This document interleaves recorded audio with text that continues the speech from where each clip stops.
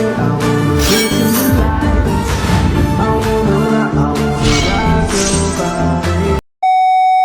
with the fans. Pose with the pose with the pose with the fans. Pose with the pose with the pose with the fans. Assalamualaikum warahmatullahi wabarakatuh. Kami dari kelompok 10 akan menjelaskan materi tentang korupsi dan pelayanan publik. Sebelumnya, perkenalkan, nama saya Saina Kartika Insani dengan NIM 23SA21A152. Pada slide pertama ini, kami menjelaskan tentang pelayanan publik dan anti korupsi. Pelayanan publik merupakan salah satu indikator penting dalam menilai keberhasilan penerapan perilaku anti korupsi. Melalui pelayanan publik, kita bisa melihat sejauh mana nilai-nilai integritas benar-benar dijalankan oleh aparatur negara. Ketika pelayanan diberikan secara jujur, transparan, dan profesional, kepercayaan masyarakat terhadap pemerintah akan tumbuh. Namun jika pelayanan publik diwarnai praktik penyimpangan seperti korupsi, kolusi, dan nepotisme, maka kepercayaan masyarakat juga akan semakin menurun. Oleh karena itu, pelayanan publik tidak seharusnya dipandang hanya sebagai kewajiban, tetapi juga administratif negara sebagai tanggung jawab moral aparatur negara. Lalu pada slide kedua ini saya akan menjelaskan tentang pemahaman konseptual tentang korupsi, kolusi, dan nepotisme atau KKN. Yang pertama yaitu korupsi dapat diartikan sebagai penyalahgunaan kepercayaan publik yang dilakukan oleh seseorang, terutama oleh pegawai pemerintah untuk memperoleh keuntungan pribadi atau secara kelompok. Sedangkan kolusi merupakan bentuk kerjasama yang dilakukan secara tidak jujur. Biasanya itu mereka melakukannya dengan sembunyi-sembunyi melalui kesepakatan tertentu yang sering disertai pemberian uang atau fasilitas agar suatu urusan dapat berjalan dengan lancar atau bisa dilakukan dengan proses yang cepat. Lalu pada poin kedua yaitu ada nepotisme. Pada poin kedua ini, nepotisme adalah tindakan memilih atau mengutamakan seseorang berdasarkan hubungan keluarga atau kedekatan pribadi, bukan karena kemampuan atau kompetensi yang dimiliki. Ketika korupsi, kolusi, dan nepotisme saling berkaitan, hal ini menjadi penyebab utama terhambatnya reformasi birokrasi di berbagai sektor pelayanan publik. Oke, kita lanjut ke slide kelima, yaitu pengaruh praktik KKN terhadap efektivitas dan integritas pelayanan publik. Di mana KKN itu sendiri, korupsi, kolusi, dan nepotisme. Nah, dalam perjalanan sejarah pelayanan publik di Indonesia, praktik KKN itu masih sangat mewarnai berbagai proses birokrasi, terutama tuh di daerah-daerah kecil ya. Banyak masyarakat bahkan sudah menganggapnya tuh hal wajar atau hal biasa aja gitu di banyak tempat, terutama di desa-desa terpencil yang saya tahu ya. Sehingga masyarakat tuh nggak lagi merasa dirugikan atau bahkan merasa terusik akan hal-hal tersebut. Contoh kondisinya itu sangat memprihatinkan karena masyarakat tuh seolah-olah kehilangan kepekaan terhadap penyimpangan yang terjadi. Contoh di kemarin di korupsi 217 triliun yang udah lama gitu.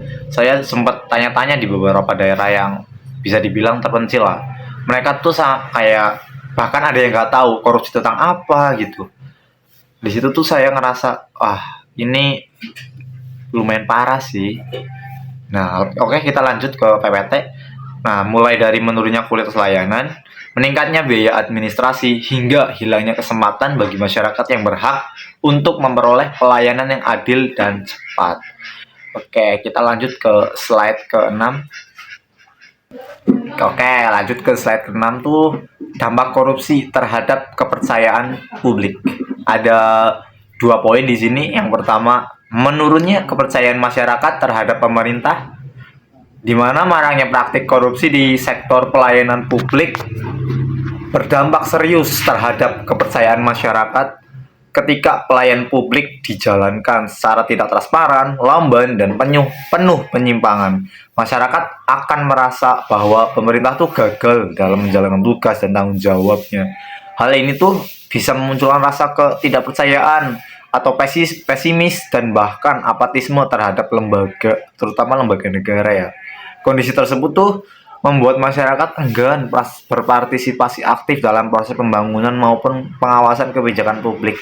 Seperti acuh tak acuh lah terhadap hal yang seharusnya bisa dilaporkan, tapi mereka tetap diam aja gitu.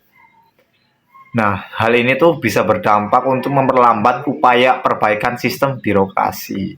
Gitu. Lanjut ke poin yang kedua, yaitu dampak korupsi terhadap iklim investasi dan perekonomian. Nah, selain mengerus kepercayaan masyarakat, korupsi di sektor pelayanan publik juga memberikan dampak negatif terhadap usaha dan investasi para investor, baik domestik maupun asing, cenderung menghindari negara yang memiliki birokrasi tidak efisien dan rentan praktik suap karena dianggap beresiko tinggi. Nah, itu tuh bisa dibuktikan kayak yang sekarang tuh, mereka tuh kayak investor-investor sekarang tuh lebih banyak invest ke Amerika Serikat. Ya, sebab apa? Birokrasi mereka jelas dan mereka memiliki kekuatan US dollar yang sangat kuat. Jadi mereka tuh seperti apa ya, sarang investasi yang sangat menguntungkan lah. Jika investor-investor tuh melirik ke Amerika, itu hal yang wajar karena ya itu mereka sangat kuat terutama di perekonomian dunia. Nah, yang memiliki Nah, lanjut ke poinnya, negara dengan indeks persepsi korupsi IPK di bawah 60 biasanya kurang menarik bagi investor. Kayak contohnya banyak negara-negara yang mengalami inflasi tinggi lah. Contoh Indonesia sendiri juga sudah mulai inflasi kembali ke masa-masa kritisnya. Yang 1 US dollar mencapai 17.000. Nah, akibatnya tuh arus investasi menurun, pertumbuhan ekonomi melambat, serta kesempatan kerja menjadi terbatas. Untuk itu, upaya pemberantasan korupsi perlu menjadi tanggung jawab bersama antar pemerintah dan masyarakat untuk menciptakan lingkungan birokrasi yang bersih, transparan, dan berdaya saing yang tinggi bagi investor terutama. Lanjut, next. Nah, lanjut ke slide ke-7, peran etika dalam membangun nilai dan integritas aparatur negara. Etika publik tuh memiliki peran penting dalam menanamkan nilai-nilai anti korupsi di lingkungan pemerintah terutama.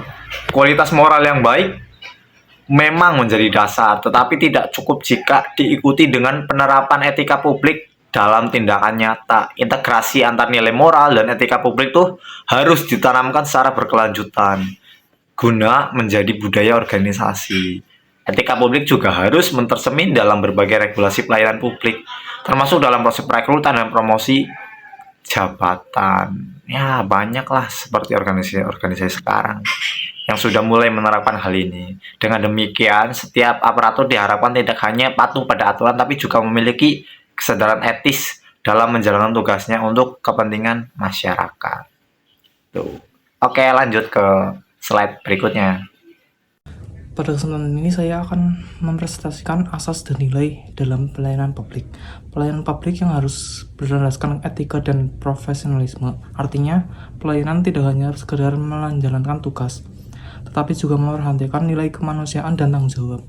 Asas pertama adalah empati terhadap masyarakat. Aparatur pelayanan harus mampu memahami kebutuhan dan kesulitan masyarakat sebagai pengguna layanan, sehingga pelayanan dapat diberikan dengan sikap ramah dan peduli. Asas kedua yaitu penyederhanaan prosedur. Prosedur yang berbelit-belit justru menyulitkan masyarakat. Oleh karena itu, pelayanan perlu dibuat lebih sederhana, cepat, dan efisien. Misalnya melalui konsep one-stop service. Selanjutnya adalah kejelasan tata cara pelayanan. Masyarakat harus mengetahui alur dan proses pengurusan secara jelas agar tidak terjadi kebingungan atau kesalahpahaman. Kemudian ada minimalisasi persyaratan, supaya masyarakat tidak terbebani dan peluang terjadinya pungutan liar dapat ditekan. Terakhir adalah kejelasan kewenangan, agar tidak terjadi tumpang tindih tugas dan tanggung jawab antar pegawai dalam memberikan pelayanan. Jika asas-asas ini diterapkan dengan baik, maka pelayanan publik akan menjadi lebih transparan, akuntabel, dan berintegritas. Yang kedua adalah mewujudkan pelayanan publik yang transparan dan akuntabel. Supaya pemberantasan korupsi dalam pelayanan publik tidak cukup hanya melalui penegakan hukum. Yang lebih penting adalah membangun budaya etika dan integritas di lingkungan birokrasi. Aparatur publik harus menjadi teladan melalui sikap jujur, disiplin, dan bertanggung jawab dalam menjalankan tugasnya. Transparansi berarti proses pelayanan dapat diakses dan diawali oleh publik, sedangkan akuntabilitas menuntut setiap tindakan dan keputusan dapat ditanggungjawabkan secara terbuka. Selain itu, masyarakat juga memiliki peran penting dalam mengawasi jalannya pelayanan publik dan menolak segala bentuk penyimpangan seperti suap dan gratifikasi. Kolaborasi antara aparatur yang berintegritas dan masyarakat yang sadar akan pengawasan diharapkan tercipta pelayanan publik yang bersih, adil, dan dapat dipercaya. Untuk kesimpulannya, korupsi, kolusi, dan nepotisme masih menjadi masalah serius dalam pelayanan publik di Indonesia. Praktik-praktik tersebut tidak hanya merusak sistem birokrasi, tetapi juga menghilangkan kepercayaan masyarakat terhadap pemerintah. Untuk mewujudkan pelayanan publik yang berkualitas, tidak cukup hanya mengandalkan penegakan hukum. Diperlukan pembentukan budaya etika, integritas, dan profesionalisme di kalangan aparatur negara. Di sisi lain, masyarakat juga harus berperan penting dan aktif dalam melakukan pengawasan dan menolak segala bentuk penyimpangan. Pelayanan publik yang bersih, adil, dan keadilan dapat terwujud, tumbuh kembali, dan tujuan Indonesia yang maju serta bebas dari korupsi dan dapat tercapai. Sekian persentase dari kelompok 10. Kurang lebihnya mohon maaf. Assalamualaikum warahmatullahi wabarakatuh.